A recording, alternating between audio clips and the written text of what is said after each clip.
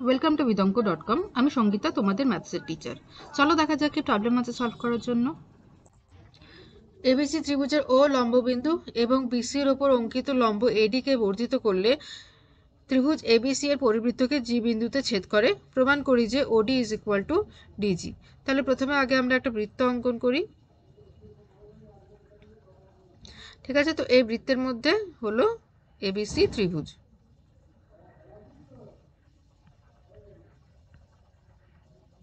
ঠিক আছে, আচ্ছা এবারে এই এবিসি ত্রিভুজের লম্ববিন্দু কি যে ত্রিভুজের শীর্ষবিন্দু থেকে যদি বিপরীত বাহুর উপর আমরা লম্ব অঙ্কন করি, তাহলে তিনটি লম্ব যে বিন্দুতে ছেদ করে সেটাকে আমরা বলি লম্ববিন্দু। ঠিক আছে, তাহলে এ বিন্দু থেকে বিসি এর ওপর লম্ব হচ্ছে এ ডি। ওকে, আচ্ছা বি বিন্দু থেকে এসি এর ওপর লম্ব হচ্ছে বিই, আর সি বিন্দু থেকে এ বি এর উপরে লম্ব হচ্ছে, ওকে, এই বি এর উপরে লম্ব হচ্ছে সি এফ। ওকে, তো এই তিনটে লম্ব পরস্পরকে ও বিন্দুতে ছেদ করেছে, তাই ও হচ্ছে লম্ব বিন্দু। এবারে যদি এডি কে আমরা এক্সটেন্ড করি, বর্ধিত করি, তাহলে সেটা পরিবৃত্তকে জি বিন্দুতে ছেদ করে। তো আমাদেরকে প্রমাণ করতে হবে যে O D is equal to DG হবে। ঠিক আছে, তো আমাদেরকে কি প্রমাণ করতে হবে? প্রমাণ করতে হবে OD is equal to DG. আচ্ছা, এটা প্রমাণ করার জন্য আমাদেরকে একটা কনস্ট্রাকশন করতে হবে। কি কনস্ট্রাকশন করব না, আমরা এখানে বিজি যোগ করব আর এই সিজি যোগ করব। ঠিক আছে, তো কি করলাম, বিজি এবং সিজি যুক্ত করলাম। ফাইন। আচ্ছা এবারে চলে যাই প্রমাণে। আচ্ছা, প্রমাণ করার জন্য প্রথমে কি করব, আমরা এই চতুর্ভুজটা নেব প্রথমে, ও ডি সি ই, এই চতুর্ভুজটা প্রথমে আমরা নেব। তো ও ডি সি ই চতুর্ভুজের angle O plus angle D plus angle C plus angle E is equal to 360 degree. আবার দেখো এখানে অ্যাঙ্গেল ই আর অ্যাঙ্গেল ডি এ দুটো হচ্ছে 90 ডিগ্রি, প্রত্যেকটা হচ্ছে 90 degree. Angle E is equal to angle D is equal to 90 degree. কারণ কি না, এডি হচ্ছে বিসি এর উপরে লম্ব, তাই এই অ্যাঙ্গেল ডিটা 90 ডিগ্রি। আবার বিই হচ্ছে এসি এর উপরে লম্ব, তাই অ্যাঙ্গেল ইটা হচ্ছে 90 ডিগ্রি। ঠিক আছে, তাহলে এই দুটো অ্যাঙ্গেল যদি 90 ডিগ্রি হয়ে যায়, তাহলে বাকি দুটো অ্যাঙ্গেলের যোগফল কি হবে? ঠিক আছে, তো angle O plus angle D 90 degree হয়ে গেল, আর অ্যাঙ্গেল সি প্লাস অ্যাঙ্গেল ইও 90 ডিগ্রি হয়ে গেল, সব মিলে হচ্ছে 360 ডিগ্রি। তাহলে অতএব কি পাচ্ছি, angle O plus angle C is equal to 360 degree minus 90তে 180 হয়, 180 ডিগ্রি।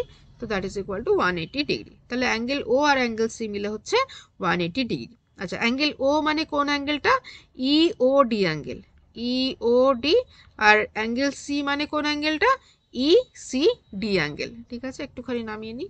এ দেখো, অ্যাঙ্গেল ও মানে আমরা বলতে পারি ইওডি অ্যাঙ্গেল, আর অ্যাঙ্গেল সি মানে হচ্ছে ইসিডি অ্যাঙ্গেল। তাহলে EOD plus angle ECD is equal to 180 degree. তো এটা আমি দিলাম 1 নম্বর।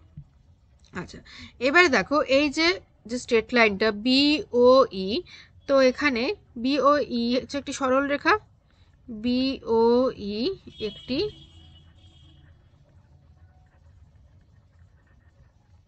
সরল রেখা। তাহলে angle বিওই is equal to 180 degree.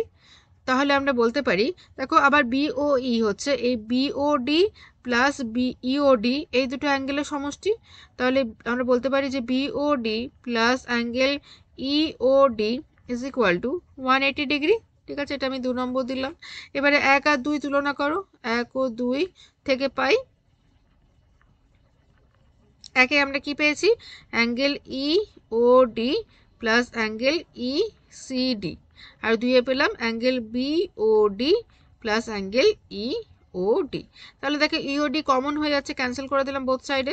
তাহলে আমরা কি বলতে পারি, angle ECD is equal to angle BOD.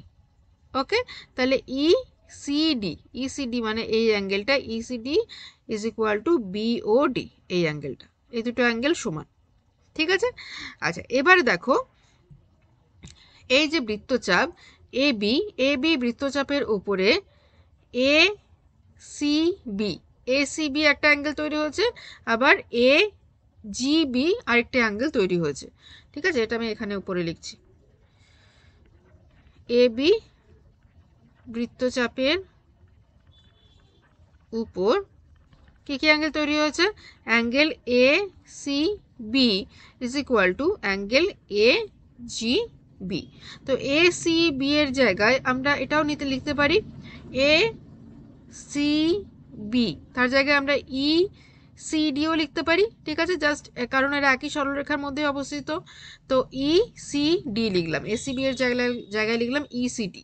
E C D is equal to, এখানে কি বলছি, এ জিবি বলছি না, তো এ জিবি বদলে আমি ডি জিবিও লিখতে পারি, একই সরলরেখা যেহেতু আছে এ ডি জি ডি বিন্দুটা, তো তাহলে এটা ডি জি বি লিখলাম।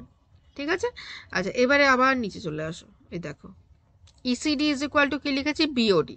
আবার এখানে লিখলাম ECD is equal two DGB. তো এখান থেকে আমি লিখতে পারি যে BOD is equal two DGB.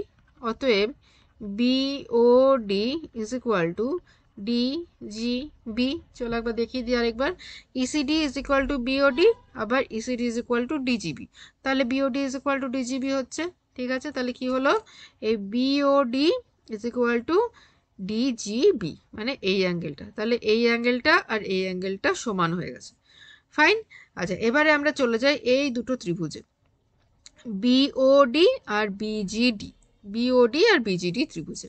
ঠিক আছে, আচ্ছা আমি একটুখানি ছবিটাকে যাতে আড়াল না হয় সেই জন্য আমি একটু খেপে খেপে লিখছি। আচ্ছা এবারে চলে যাই এই অংশে। তো ত্রিভুজ বিওডি এবং ত্রিভুজ বিজিডি, এই দুটো ত্রিভুজের মধ্যে সর্বসমতা প্রমাণ করব।